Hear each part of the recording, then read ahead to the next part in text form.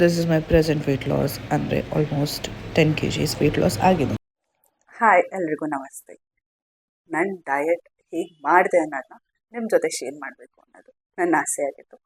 So ಈ diet ಅನ್ನೋದು ತುಂಬ ಕಷ್ಟನೂ ಅಲ್ಲ, ಅದಂತ ತುಂಬ ಈಸಿನೂ ಅಲ್ಲ. ಎಲ್ಲರೂ ಮಾಡ್ಬೋದು, ಬಟ್ ಸ್ವಲ್ಪ ಪಾಯಿಂಟ್ಸ್ನ ಮೈಂಡಲ್ಲಿ ಇಟ್ಕೊಂಡು ಮಾಡಬೇಕಾಗುತ್ತೆ. ನಾನು ಸ್ವಲ್ಪ ಕೀ ಪಾಯಿಂಟ್ಸ್ ಹೇಳ್ತೀನಿ ಡಯಟ್ ಮಾಡಲಿಕ್ಕೆ ಏನೇನು ಇಂಪಾರ್ಟೆಂಟು ಅಂತ. ಒಂದು ಏಮ್ ಇಟ್ಕೋಬೇಕು, ಏನೇ ಕೆಲಸ ಮಾಡಬೇಕಾದ್ರೂ ಒಂದು ಹೇಮ್ ಇರಬೇಕು. ಹಾಗೆ ಡಯಟ್ ಮಾಡಬೇಕಾದ್ರೂ ಅಷ್ಟೇ ಒಂದು ಹೇಮ್ ಇರಬೇಕು. ಆ ಹೇಮ್ ಇದ್ದರೆ ಎನಿಥಿಂಗ್ ಇಸ್ ಪಾಸಿಬಲ್. ಒಂದು ಐಡಿಯಲ್ ವೆಯ್ಟ್ನ ಇಟ್ಕೊಂಡು ಮನಸ್ಸಲ್ಲಿ ನೀವು ಡಯಟ್ ಮಾಡೋಕ್ಕೆ ಸ್ಟಾರ್ಟ್ ಮಾಡಬೇಕು. ಸೆಕೆಂಡ್ ಪಾಯಿಂಟ್, ಕಾನ್ಸ್ಟೆಂಟ್ ಮೈಂಡ್ಸೆಟ್ ಯಾವಾಗಲೂ ಕಾನ್ಸ್ಟೆಂಟ್ ಆಗಿರಬೇಕು. ಒಂದು ಸಾರಿ ಡಿಸೈಡ್ ಆದಮೇಲೆ ನಾನು ಮಾಡ್ತೀನಿ ಅಂತ you have to do it, ಆ ಥರ ಇರಬೇಕು. ದೆನ್ ಡಿಸಿಪ್ಲಿನ್ ಅನ್ನೋದು ತುಂಬ ಇಂಪಾರ್ಟೆಂಟ್ ಆಗುತ್ತೆ. ಪ್ರತಿಯೊಂದು ಪರ್ಫೆಕ್ಟಾಗಿರಬೇಕು.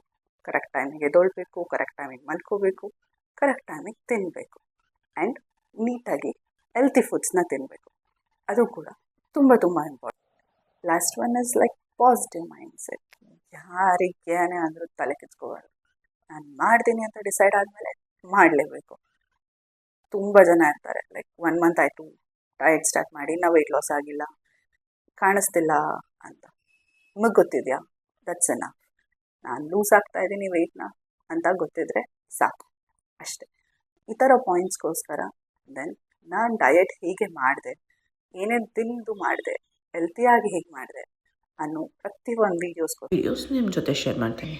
ಇದು present weight loss, almost 10 kgs loss ಆಗಿದ್ದೀನಿ.